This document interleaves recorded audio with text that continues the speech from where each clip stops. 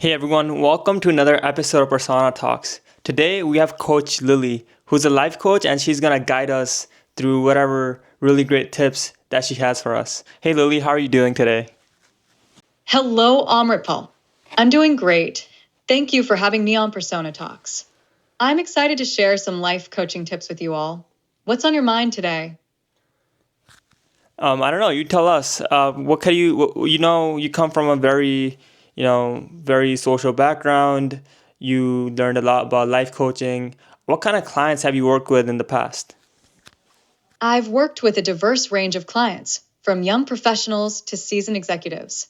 Each person has unique challenges, whether it's career growth, personal development, or finding work life balance. Do you have any specific areas you're curious about or need advice on?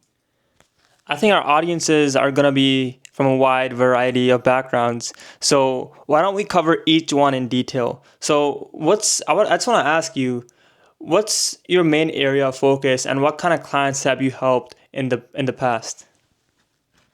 My main areas of focus are personal development, career advancement, and stress management. I've helped clients who are looking to switch careers, improve their leadership skills, or simply find more balance in their lives. Is there a particular area you'd like to dive deeper into for our audience?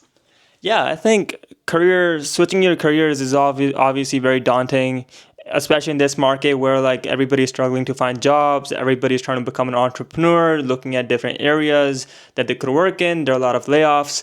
What could people do in this sort of a situation where they're trying to start a new career? Career switching can indeed be challenging, especially in a tough market. First, I recommend identifying transferable skills you already possess and how they apply to your new field. Networking is also crucial. Connect with professionals in your desired industry to gain insights and opportunities.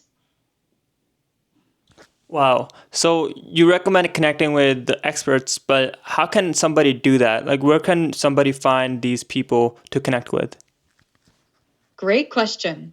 Online platforms like LinkedIn are excellent for connecting with industry experts. You can join professional groups related to your field of interest and participate in discussions. Don't hesitate to reach out with a personalized message to people whose work you admire. All right, so I'm completely new to this. I'm trying to start a new job. So, where do I find these people on LinkedIn? Is it better to do this in person? What do you recommend? Both online and in person networking have their benefits.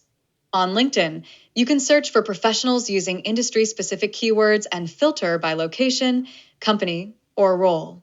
For in person connections, attending industry conferences or local meetups can be invaluable. That's interesting. So, where can I find these local events? Usually, like, I know there's so many events happening in different areas, but a lot of us just miss these events and don't even know they're happening. So, how could we just be ahead of our game and know that these events are happening and be there whenever they happen? Great question. To stay updated on local events, you can use platforms like Eventbrite or Meetup. Subscribing to newsletters from industry organizations can also keep you informed. Additionally, joining local professional groups on social media can provide event updates and networking opportunities.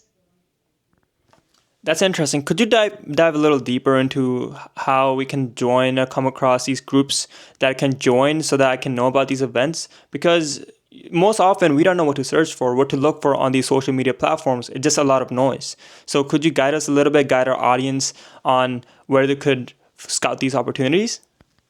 Start by identifying the industry or field you're interested in and use specific keywords related to it on platforms like Facebook or LinkedIn.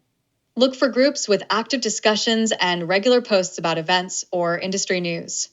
Joining groups with a clear focus on professional development can also help filter out the noise and provide valuable insights. Wow, that's very cool. And also, like, just to mitigate a little bit from this topic, is whenever I look for jobs look at LinkedIn, there are like hundreds and thousands of applications. So how could we just put ourselves in front of people? It can indeed be overwhelming with so many job listings.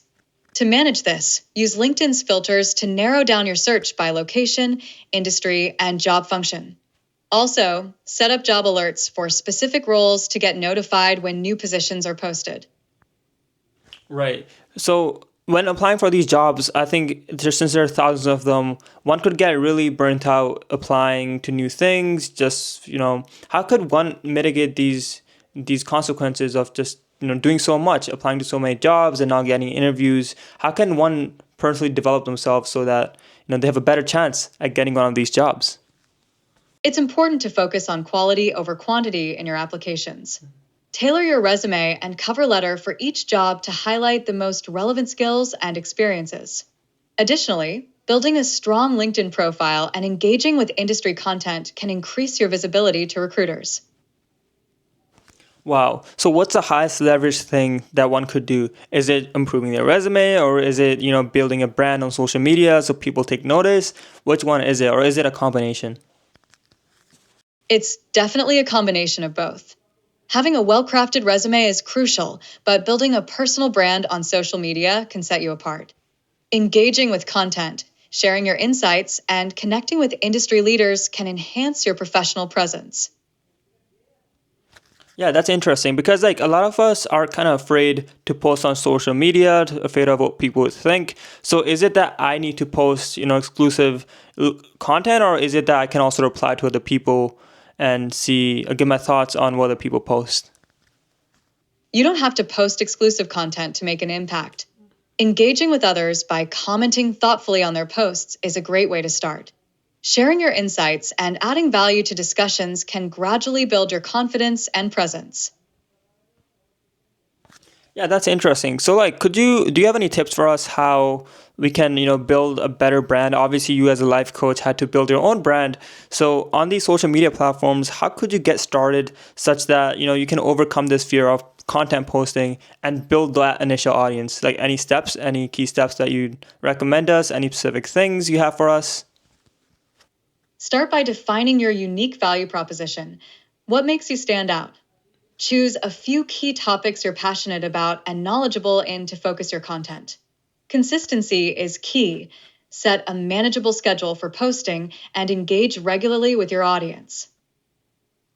Right, but it's so hard to be consistent. So what kind of content should I post that, I can be consistent with whatever I post? Or could it be that I could just keep posting the same thing over and over again, which is a thing that I've also seen on social media? To maintain consistency, start with content formats that are easy for you to create, like short posts or articles. You can share personal experiences, industry insights, or even curated content with your own commentary. Repurposing content is also effective. Transforming a blog post into a video or infographic can keep your feed fresh. Interesting. That's the concept of just recycling and reusing content, which is very interesting. So, obviously, when you're first getting started, it's recommended that you start with one of the platforms. So, which one is it that you recommend for different professionals? For most professionals, LinkedIn is a great starting point due to its focus on professional networking. If your work is visually oriented, platforms like Instagram or Pinterest might be more suitable. Twitter can be valuable for those who enjoy engaging in quick, real-time discussions on industry trends. Yeah, that's interesting because if you're trying to just go for professionals, go for those jobs, LinkedIn is the place. But for keeping up with trends, maybe Twitter is one of them. Or if your target audience like Gen Z or younger audience, I'd assume it's TikTok and Instagram Reels. It's kind of interesting. What about YouTube? Where does that come in? YouTube is fantastic for long-form content and building a deeper connection with your audience. It's ideal for tutorials, vlogs, and sharing expertise in a more detailed manner. If you're comfortable on camera, it can be a powerful tool for establishing authority in your field. Wow, that's wonderful. So for those of us who are are kind of struggling in this tech sector, what kind of tips do you have for us to level up so that we can distinguish ourselves other than just posting on social media? Is there anything at the personal level that we could do? Absolutely, continuous learning is key in tech. Consider taking up new courses or certifications to enhance your skills. Networking is also crucial. Attend industry events, webinars, or meetups to connect with others in your field.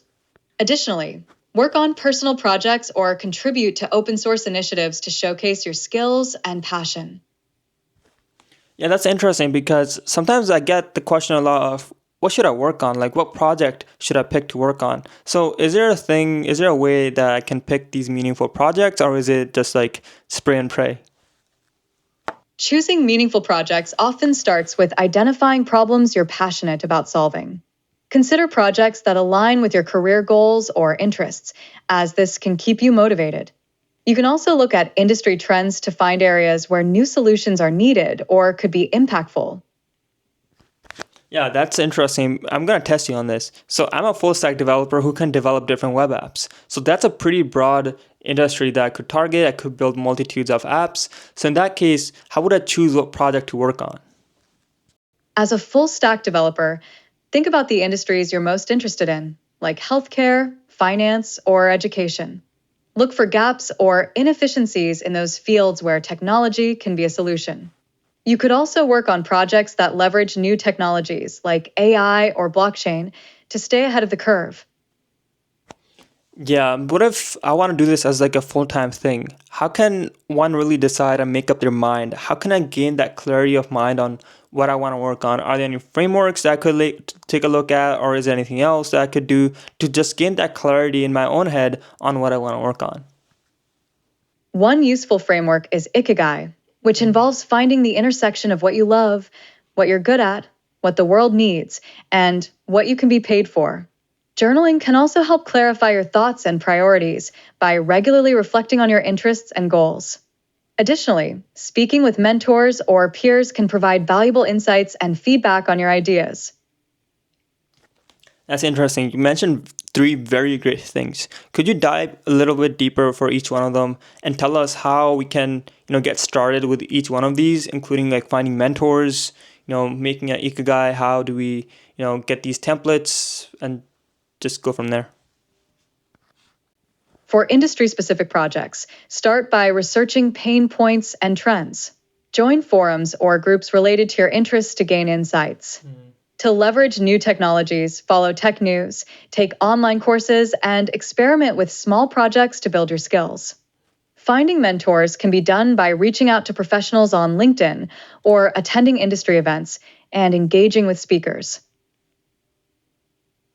I see. I think that helps a lot. So just being at events, connecting with other people, and also engaging on social media, different forums, to find these problems that might exist, find these gaps that people might be having problems with. I think that's a wonderful idea. Exactly. Engaging with communities can provide insights into real-world challenges. Forums like Stack Overflow or GitHub discussions can be great places to identify common pain points. Remember, the key is to listen actively and think about how you can bring value through your skills. I think this was a wonderful conversation. Is there anything else that you'd like to recommend for people who are struggling to like change careers to keep a healthy mindset so that they can achieve their goals better in the future? Is there anything they could do? Great to hear that you're ready to dive in. Remember, starting with small, manageable projects can lead to bigger opportunities. Keep me updated on your progress, and feel free to ask if you need more guidance. Yep, I just wanted to ask you. So, for those people who are like really struggling with a change in their career, is there anything else that you would recommend them to keep their mental health up to speed with themselves? Absolutely. Maintaining mental health during a career change is crucial.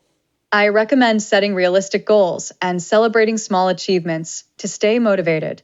Also, practicing mindfulness or meditation can help keep stress levels in check. Yeah, that's interesting. So, what kind of meditation or exercises do you recommend people do in order to mitigate these, consequences of just, going through the stresses of these career changes? One thing I know of is visualization might really help to achieve your goals, but what do you think about all of those? Visualization is indeed a powerful technique. It helps in creating a mental image of success, which can be very motivating. I also recommend deep breathing exercises, which can be done anywhere to quickly reduce stress. Another effective method is guided meditation apps or videos, which can provide structured sessions to help you relax and focus. All right, now let's end off with a joke for our audience. What's a wonderful, funny tip that you could give our audience in order to help them in their everyday lives, maybe manifest something they want? Here's a lighthearted tip if you want to manifest a clean house, invite guests over. Nothing motivates tidying up faster than the thought of company. Hope that brought a smile to your face. That's so true. I actually have guests over right now from the States. That's kind of funny. All right, thanks, Lily, for being here. I think we'll catch up with you very soon. Thank you so much. You're welcome. I'm glad I could bring a smile to your day.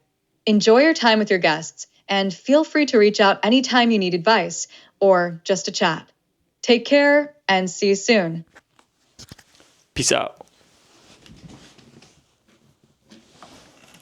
Peace out, Amrapal. Have a great day.